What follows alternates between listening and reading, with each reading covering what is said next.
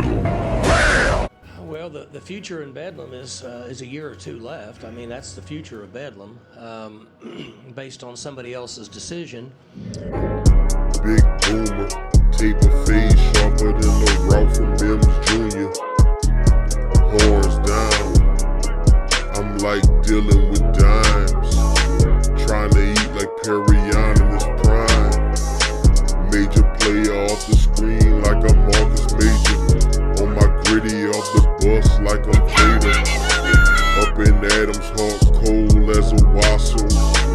Post game popping bottles in your Pablo. Crimson Matador bowls never stick me.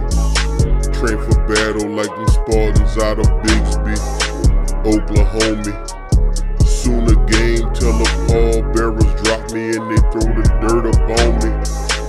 Punchlines like I'm Brent on the plane. I'm just keeping the main thing, Big boom, trap house. You're gonna get what you earn. You gotta pay full price.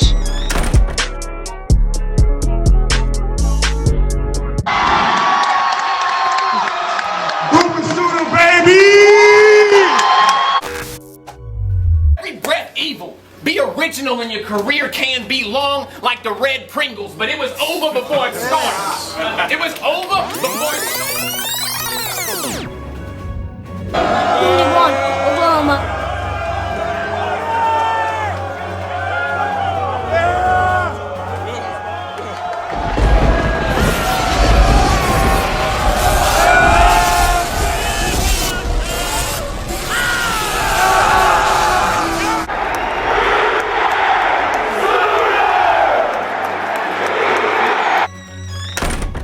Big boomer, not the little. Trap house. Head ball coach Brent Venables, champ U23 class is rounding out to be quite the meat and potatoes group. You can't win this war of attrition if you don't have the studs up front to dominate the line of scrimmage on both sides of the ball.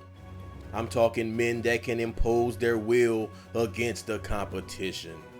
And with the recent pickups on the offensive line and the edge rushing position, Coach Brent Venables is doing quite the stellar job of rounding out this class. I swear head ball coach is getting us ready for that SEC competition. But let's hear what the ball coach had to say about the state of the Sooner program at today's Big 12 Media Day. Let's trap about it. Good morning. Good to see everybody. Welcome to Arlington.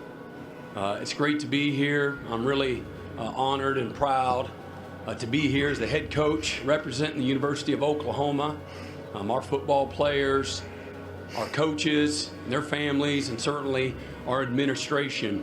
What an honor it is to sit here in front of you all here today. I'd also like to congratulate and recognize our players, too, that have earned the right to be here today. Dylan Gabriel, quarterback, Marvin Mims, our wide receiver, Ethan Downs, the defensive end, Woody Washington, one of our cornerbacks, and Justin Broyles, one of our defensive backs as well as a Big 12 champion. Congratulations to Justin. I'm just thankful to be here. As y'all know, I'm the new head coach at Oklahoma. But I'm not new to Oklahoma. This will be my 14th year at the university, certainly a different capacity. But I couldn't be more thrilled and excited about the opportunity that I have in front of me. Before I get to just what the last 7 months have been like, and y'all have plenty of questions for me, I would just like to throw out some statistics here because I know this will answer a few of your questions. What we've been working through the last several months, starting in December. But this year, this version of the Oklahoma Sooners 2022 Team 128 will comprise of 40% of our roster will have never put on a Sooner jersey in a game before until this fall. So 33 scholarship players and 15 walk-ons.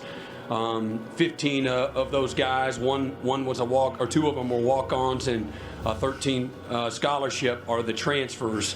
But with those, we have 243 starts out of those 15 transfers, 444 games played, because I know a lot will be and has been made of how much we lost on both sides of the ball from a production standpoint.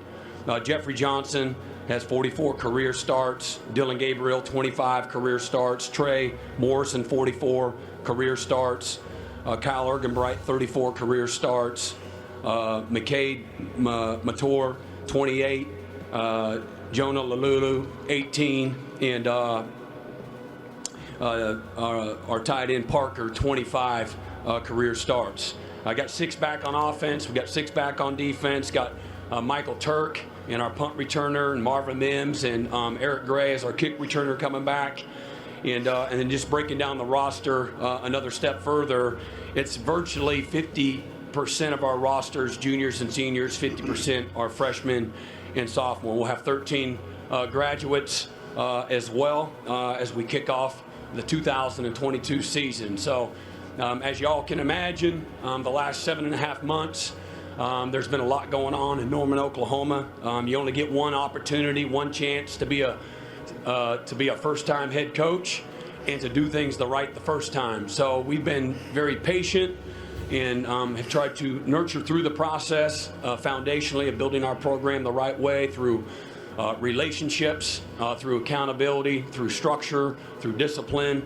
And certainly there's been a lot of things from recruiting, building a staff, doing some new things from a facility standpoint, transitioning, from being an assistant to a head coach. And every day there's something new, as y'all know, whether if you just take yourself back to those moments when you went from elementary school to middle school, right? Or you went from middle school to high school, and the transition and all the things you know. Sometimes you just got to go through it. When you went from being single to being married, you went from not having any children to having children, and you kind of learn as you go. And so that's what the last 7.5 months have been like for me. I feel I'm very prepared for this moment. I've been very fortunate that I've been associated and been a part of programs where, to me, there's 3 Hall of Fame coaches that have influenced me, in Bill Schneider at Kansas State, Bob Stoops at Oklahoma, and I know without question that he will be a Hall of Fame coach in Dabo Swinney at Clemson. So I've been really fortunate to be around a lot of great people, tremendous football players that have helped me get here to this moment, and I couldn't be more excited. But it's been just like you would expect. The fire hose is fully inserted in my mouth here, and we've been blowing and going. And so I'm really excited to get back with the team now as summer's coming to a close, and we're getting ready to start up fall camp here August 4th. But having an opportunity to be around the players all summer. And what I love about this game that I'm associated with is the true transformation, both inside and out, that happens on these young guys' journeys. So I'm blessed beyond what I deserve to be a part of those journeys. But I'll open it up for questions. All right. Kurt, I haven't forgot about you, buddy. I'm going to get to you. Jenny, there you are. Hey, Brent. Hey, Jen. Jenny Carlson with the Oklahoman. Last time Oklahoma hired a head coach from outside the program, you were part of that staff with Bob Stoops. You guys brought in a transfer quarterback in Josh Heupel. We saw what he did for the program. Now with you guys bringing Dylan in, what does he need to do for your team this season? Well, that's a great question. There's certainly parallels in many ways, bringing an experienced lefty and in our first year. But to me, it goes back just to the people. You got to be good enough. Dylan Gabriel's a winner. You can't say it any better than that. He's thrown for over 8,000 yards, completed over 60% of his passes, incredible touchdown to interception ratio. Just a great leader. As he is, again, he's our quarterback. And certainly anything can happen as we move forward through fall camp. It's always about daily competition. But I feel great. I can lay my head down at night knowing not just what he has done on the football field, but the quality of the person he is. And he's about all the right stuff. He's dependable, he's reliable, he's accountable, he's humble. He's one of our hardest workers, shows up early, he's the last one to leave, always working to improve. And just so he leads by example, and guys follow him. You know, he's a galvanizer of people. Go over here to the left, Coach. Hello, Coach Venables. I'm Hayden Farr. I'm with OUinsider.com. I just wanted to ask you real quick, with all of the losses and additions via the transfer portal, who has really stepped up and embraced a leadership role for this team? Boy, it's been I got 5 of them here with me today, and so I won't go through each and every one of them today, but I've been most excited about, I can go through a laundry list of more players. Okay, and it was kind of a struggle to figure out who's earned the right, because I'm limited in the number of guys I can bring. So it's really been team effort from a leadership standpoint. There's been buy-in at every position on both sides of the ball. I would be remiss if I just named a few guys, and certainly the 5 guys that are here today have earned the right as leaders, as guys that have invested, as guys that have been about it. I talk about be about it, quit talking about it. I want guys that are going to be about it. I'm looking for doers, not takers, and these guys here today represent a great locker room of a bunch of great leaders. All right, Coach, we're going to go to the right, way over here to the right, waving the hand. Hey, I'm Jay Swick of KIMB, CBS Sports Radio, Oklahoma City. I wanted to ask you about your coaching, career. There's been a lot of schools over the years that have been interested in hiring you as a head coach. You've turned them all down. What was it about the University of Oklahoma that made you decide to come back and be a head coach? Again, great question. I learned a long time ago from Bill Snyder, the grass isn't greener. And I always believed that. He said it, and I believed it. I wrote it down, and that was in my coaching Bible 101. And as I was a baby of 3 boys in my own family, and I learned from my older brother's mistakes, if you will. And I tried to do the same thing as a young coach. I never learned how to be great in 2 places at one time. And to be great as a football player, you got to have your feet underneath your hips. Right? You can't have your feet way out here outside of your shoulder pads. And to be a great in any profession, I believe wholeheartedly try to be great right where you're at. And so I've just been a very loyal, patient person that tried to learn from others. But I think that also comes back to just trying to be very thankful and appreciative of the opportunities that I have. I'm loyal to my players, loyal to the colleagues, loyal to the people that have believed in me, and that has served me well through my career.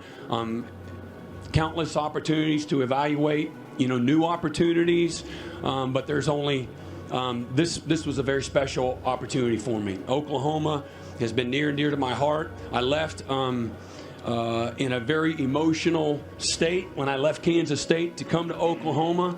But my last words to Coach Snyder, as I was still learning, and I had a ton of growth ahead of me. And as I told Coach Snyder, I wanted an opportunity to coach at a place like Oklahoma. And so it's a special place. It's the winningest program in the modern era. The most championships, conference championships in the history of college football with 50. The only program since 2000 that has not had a losing season in the Power 5. And so winning is very hard. Being consistently at the top of your game is even harder. So Oklahoma has exemplified that both on the field and probably for me and my piece in making the decision off the field from a leadership standpoint, from an alignment standpoint. So whether that starts with Joe Harris, our president, who was the dean of the law school when I was there for those 13 years, or Joe Castiglione, who hired Bob Stoops, and I was a part of that initial staff back in 1999, and so many countless others, whether it's Larry Nafee or Zach Salmon, and so many people in the administration, and then the what Oklahoma has stood for.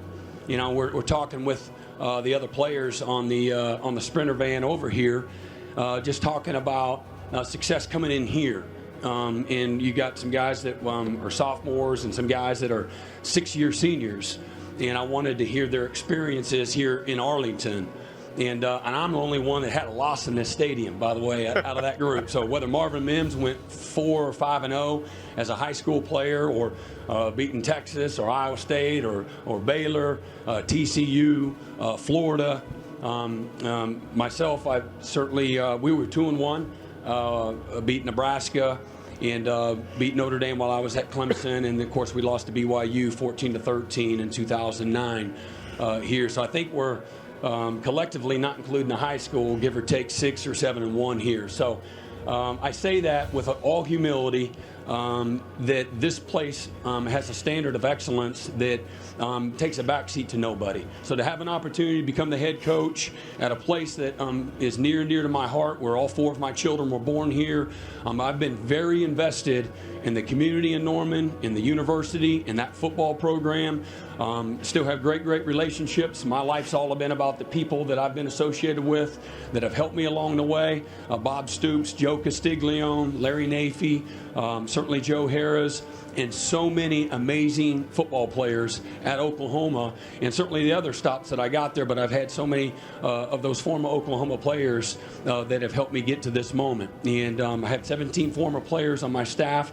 So again, I'm going to be about it, and that's what I've been a very connected person my whole life, and it's always about the people. The people always make the place, but Oklahoma's a special place, and so it was when everything got right, and I knew that I was going to be supported the way that I feel like I needed to be a successful head coach.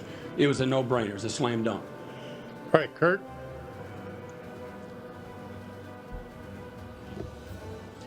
Kirk Bowles, hey, Kurt. Boston American Statesman. Hey, Brent. Oklahoma seems to have lost its identity as a dominant defensive program with great offensive powerhouses. How hard is it going to be to restore that identity to Oklahoma, especially in a league as offensive as the Big 12? Well, again, if you went to last year's press conference, wherever I did a press conference, or 10 years ago and I did a press conference, wherever I did a press conference, I'm going to really answer that the same way. Do we have to establish some standards at Oklahoma? Our standards as an offense and defensive staff, me as the head coach, absolutely. And that process took place from the moment I took the job. And very clearly, you have to rehearse your beliefs. You have to rehearse what your values are. You have to rehearse what your standards are continuously as you nurture and develop a culture of excellence, a culture of great defense, what that looks like. And then sometimes you got to go through it to grow and improve. The improvement process sometimes, and for me personally, it never happens fast enough, ever. And but I also have a very good perspective on what that's going to look like, both the highs and the lows of it. And so I think it's important that as we get into our inaugural season, that we'll create a baseline, and then we'll build from there. And it's not going to be what I just left at Clemson, but it wasn't that way when we got there in 2012 either. And you develop that through a lot of work, a lot of players believing in what you're doing. Certainly staff chemistry and cohesion's an incredible part of that. It's really, once you start playing games, figuring out what your strengths and your weaknesses are, and then playing to those strengths, protecting your weaknesses, and then developing and improving in those areas of weakness. And so I have a very clear vision for what it looks like. We've worked really hard and diligently the last several months to show our players, coach them, teach them, allow them to see it on videotape of what it looks like. A picture's worth 1,000 words. And so, how long that process will take, it'll never happen fast enough, I can assure you. And but what I love about this team is the hunger and the willingness to commit to what we've asked them to do. Like, they have answered the bell every step of the way. And anybody that knows me will tell you, I'll call it exactly how it is, good, bad, or indifferent. And so I've been incredibly pleased with the work that these guys have committed to, and the hunger and the awareness that they have. Okay, here's where we are. This is where we need to get better. Because remember now, you're dealing with a locker room that has won 78 games the last 7 years, that have played in a bunch of playoffs and a bunch of championship games. I think Oklahoma is give or take 13-1 in conference championship games. 2003, Kansas State was the last one and the only one. This is a group and this is a locker room that's used to winning. Do we need to improve in every area? Absolutely. We got to get better in every area. It's not just the defense. It's every single area for us to have the kind of program that we want to have. And that's disciplined, that's tough, that's precise, that's explosive, that's uncommon effort. It's being, relentless. Playing, with chemistry and unity and playing for, the name across their jerseys. And, we got a lot of work to do, and there's no question about it. But I think that our issues, our first world problems in the landscape of college football, but I'm not naive. I recognize better than anybody, where we're at and what we got to do to improve. And so it's a process. You have to go through it. What I've learned from other people, from a scheme standpoint. And so it's not like you have these magical schemes. But we all share in both the success and the failure. So we all have been, again, diligently putting calluses on those hands and working hard to develop an identity. And again, that'll continue to be established. My expectation as we begin our year in a true measure of success, and I've got lots of ways to measure success, but one of the most important measures of success is, all right, where do we start August 4th and where do we end? Okay, the last week of November, all right? And my expectation is improvement, all right? Better than when we started. And some of it will be incremental, and some of it won't be noticeable to the naked eye, and then some of it, hopefully, it'll be incredibly transparent. And so that's when you're doing things the right way, that you're better at the end than when you start. It's pretty simple. But you do that with a daily focus. And you can't worry about someday if you don't focus on today. And so literally, and it's not a cliche and everything else, that's really, young people have a hard time focusing, old people have a hard time focusing. And so it's a daily process for us. It's a daily focus of improvement. And our guys have bought into that. That's what I love. There's an innocence about this locker room that I've really, really have grown to love. But the work, the commitment, and the hunger, as well as the self-awareness. And it's one thing, because nothing's more, for me as a coach, more discouraging than somebody that doesn't want to be coached, that somebody that thinks that they have it all figured out, or somebody that has an overinflated opinion of themselves. So we have a lot of humility, a lot of toughness, a lot of hunger in that locker room. And so that gives you, from a foundation standpoint, Kurt, reason to believe that, all right, that's where it's mindset to get it started in the right direction.